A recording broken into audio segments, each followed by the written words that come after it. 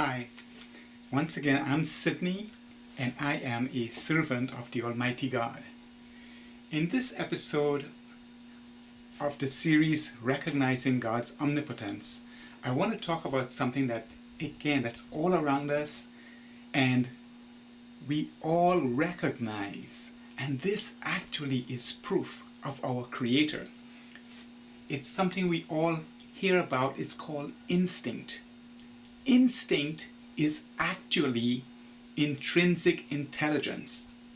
So let's look at where we are today in 2024, right? We are getting into AI, and you're hearing AI all over the place. AI, artificial intelligence. And we recognize the power of it. Think about this. You have a vehicle, a car, it's parked outside. It just sits there. You have to go in, you turn the key, you start it, you put gas and all that stuff, and it takes you from point A to point B. Same with planes, same, transportation. When you think about robotics, drones, all of these things, AI can transform this thing. Imagine this. It's possible today. Well, once we get to level 5 driving, right? Where the cars can really drive themselves without, running into parked vehicles and all that kind of stuff. But it's theoretically possible that your car doesn't have to be outside your house. It can be parked wherever. Or your car could be ready for you, nice and warmed up and everything, and you sit in the back seat. And it takes you to wherever you want to go. It doesn't have to worry about parking there. It can park anywhere else, and you go on your phone and you say, pick me up at this time. The car does it. AI enables that, right? Everybody can understand that in 2024. Well, the car, what we have there is two components. You have that physical thing that you can see, the car, right? And all the parts that go into it, the engine, transmission, steering system, suspension, all these things, the physical parts that you can see on the car. You don't see the software that's running, that's driving that car. What really makes it come alive is that software. See where I'm going with this? What we have to recognize is that every living thing has two components. The physical that we can see, a tree, a bird, a fish. There is what I consider a special DNA configuration, right? The DNA controls the physical makeup, the physical attributes, characteristics of any organism, plant or animal. But there is something else. Just like that software that made that car come alive and it can drop you off, pick you up, there is software installed. And so we've been taught up until now that you had this random evolution, and I think it's all well-meaning. We answer the questions based on the information we have. But what we must recognize now is that every living thing has installed software. It's installed in memory. Again, I always like to reference, if you look up the YouTube documentary In the Mind of Plants, it's something that I've been saying, but I found this that corroborates a lot of it. You see that even plants, when you think about it, plants have memory. And in that memory is installed the programs, the basic programs, which we look at in animals as instinct, right? A tiger, a cat, a dog, a possum, a deer, a fish, they all are this physical combination of elements, that make up that animal, that organism, whether it's a plant or animal. But there is also, without that software that comes packaged with it. And again, think about this. We have to recognize that each one of them, each species, gets a specific program. That's why they have instinct to perform different roles. Think about us doing that. A car does not get the same software as a drone. A car does not get the same software as a refrigerator or a telephone or a computer. It gets based on its purpose. And so we can see, right? I'm sure it's getting through now that every living thing gets a specific program designed, and maybe designed over the billions of years. We saw what we call these evolutionary times. That software was refined, and now implemented in memory, so that even things like, we hear now, we learn with animals, imprinting, right? As soon as some animal opens its eyes, it says, the first thing I'm going to see, that's part of the program. That, you see, and again, this is why we say instinct. But that has to be programmed within somewhere in the memory, so that this thing, else it would just be, well, I hate to use the word dumb, but it would not have that ability to function and perform specific roles. It needs some specific designed software, specifically designed software for that organism. Whether it's a tree, you look at a vine, right? It knows, like you touch it, or even phototropism, right? The ability of a plant to respond. It says the light is on this side, I am turning towards the light. That's intelligence. Phototropism is a result of intelligence. That's what we think of as instinct in animals. That has to be programmed, and each species gets a specific version of that thing. So it means that the programmer has to be very, very astute. The programmer must also work with whoever did the DNA, right? And this is where I recognize that we have the Almighty Creator who designed, and so every living thing we now have to recognize as a package that's configured by DNA. It also has memory into which the the intrinsic intelligence, is embedded. And remember, intrinsic intelligence is not something that you learn. Anything you learn, that's just acquired knowledge. It goes in the same memory, obviously. Yeah. But the intrinsic intelligence is what's in a frog. From the time it's a tadpole, it's what's in an egg that becomes a caterpillar, that goes through the chrysalis stage and becomes a butterfly.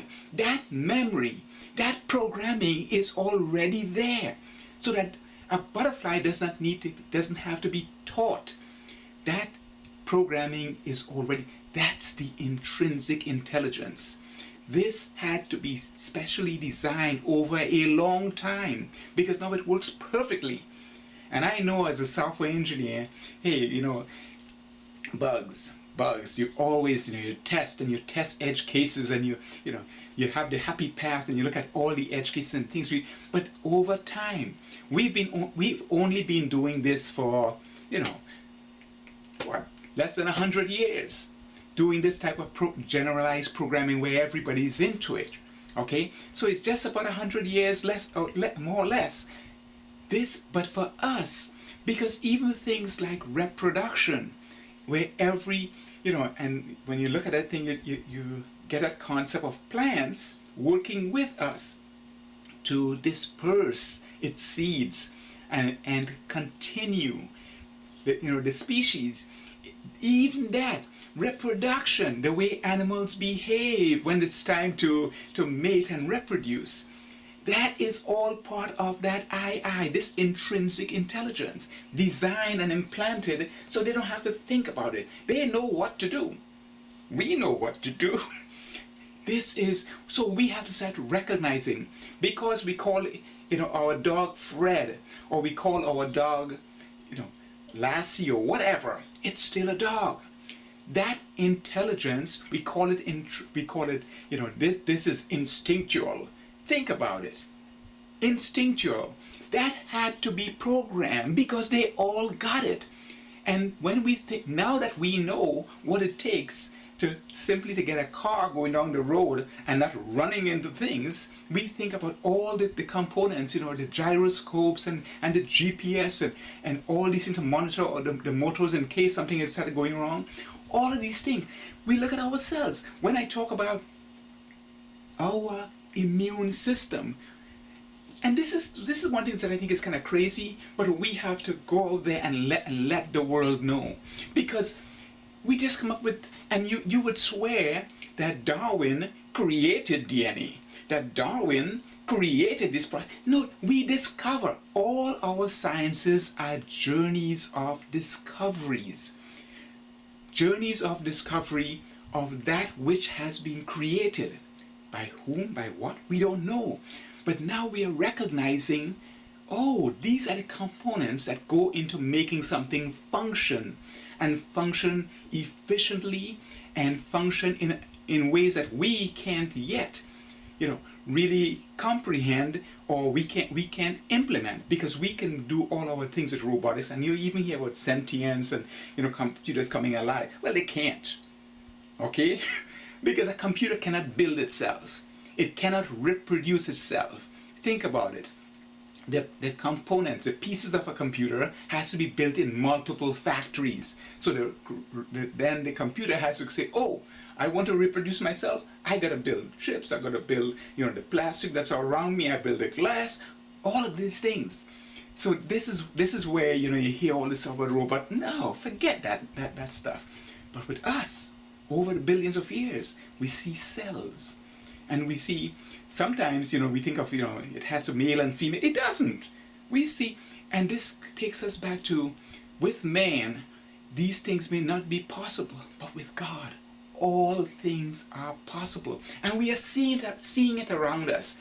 But unfortunately, it is being attributed to some, again, nature did this. And when you hear, because you don't hear the randomness anymore, you hear nature did this. And that's why I say nature is the manifestation of God's omnipotence. We see his work, we see his design. And then people are like, well, we think of like in terms of ourselves. We have to manipulate and fix. But if you design it over a long period, you can give it free will. And the system is designed so that as things move one way, slowly the things just say no. Over a long time, over some long period, it's self-correcting. You have too much of one animal, it overgrazes. You take out plankton, the system can collapse.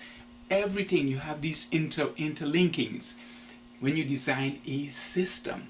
Like even our ozone layer, and that maintains life on the earth as we know it, that is part of a system. The design of water, which I think is, it's a miraculous substance, all of that is part of a system that's designed. Like you hear people talk about it, like the earth is dying. The earth is not dying. We can do a lot of damage and wipe ourselves out. We can cause things, but this system will continue, as I said, forever. This system is designed to be self-correcting, and not in our timeline of 100 years or 50 years or 150 years. It's designed over a long time.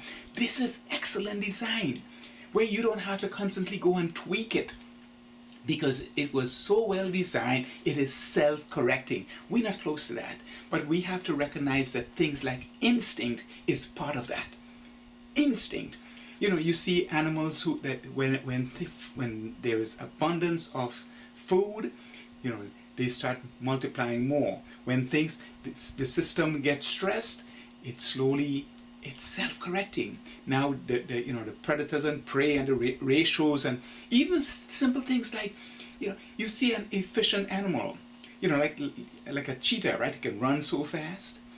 But in the design of the system, we have to recognize it is not designed to catch everything that it chases. Else, this is what we would do. We no, oh no, my hunting system must catch everything. But that's not how you design an efficient system. You have to have what seemingly are inefficiencies, so that the prey, even though they multiply more, but you have a certain ratio. And so a cheetah would not catch everything. A lion would not catch everything. Any bird that, that fishes or that, or anything that in a system, it has to be part of this self-correcting thing. And so besides instinct, we see this in our systems around us. We see this wonderful design. But science has an issue. But now science has to face, where did intelligence, this really refined and advanced intelligence that is implanted into every living thing, this which we call instinct, where did that come from? And because we must recognize that every living thing, there's a package, that which we can see and that which we can know from observing the behavior, that behavior being dictated by its instinct, or which really is that intrinsic intelligence. Once we recognize that, just like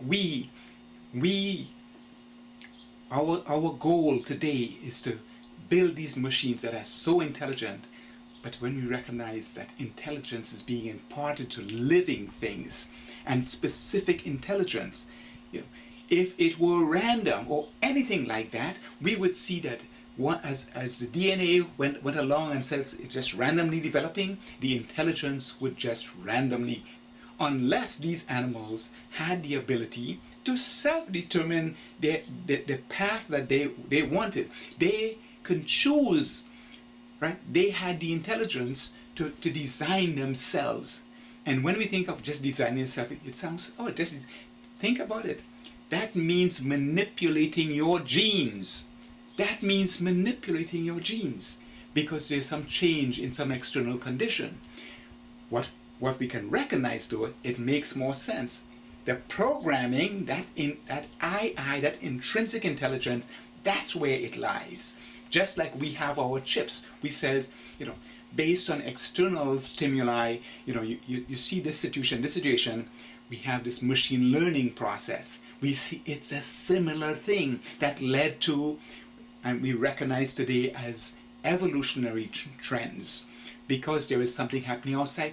The animal itself is not aware of that. Just like a car doesn't have to be aware of what information is being accumulated to make better decisions going forward. That is stored somewhere in memory. Memory which we cannot access. We cannot access the memory in any living thing, even though we know every living thing has memory. Or let's be just with us. We cannot access the memory of any living human being or dead, any living, or dead animal or plant. But for ourselves, we recognize information intelligence has to be stored somewhere because it's retrieved, it's stored and it's retrieved. That's the thing of memory, okay? And so we must recognize He, the Almighty, the Creator, and we use He, but really, does the Creator have to be a male or female? It would make sense that our Creator would be all of that. Recognizing that in some cases you need male and female to procreate and continue the species, and sometimes you don't. So we must recognize that there is an intelligence, a Creator who married DNA configurations with intelligence, which we now call instinct. So when someone says, oh, they just have instinct, think about that. That's intelligence that has been imparted, because it's not the same in every animal. Everything gets a different instinct. Some common ones, like I said, like imprinting, when they are born and they look around, oh, that's my mom. That's mommy right there, right? They imprint, that imprinting, that's intrinsic intelligence. This is the thing I said, all through their life. Everything gets the basic intrinsic intelligence, and then they can learn on top of that. This is a well-designed system so that the Creator does not have to be constantly tweaking it and logging in and programming it, unless we ask, we reach out like we all can and make that personal relationship without these corrupt religious leaders and fake, because some of them really they have heard about evolution, and they haven't heard this part. about the intelligence. And so really, I've spoken with people who are supposed to be religious, and they said, Sydney, there is no such thing. That's random interactions in the brain. That's just neurons firing and all of this kind of stuff. And, it troubled me, and I have had debates with them. But now that this has been revealed, we need to spread it. That instinct is really intrinsic intelligence embedded in His creations. I want to take the time to thank you for you taking your time to observe this, and I hope that it touches you. It is also my hope that you will continue to learn. You may look at some of the other videos in the series, as well as I am the author of Humanity's Inflection Point. I would hope that you would pick up a copy, and I have an upcoming one that addresses a lot of these intelligence issues. I have an upcoming book. So once again, thank you for taking the time, and until next time, may God bless.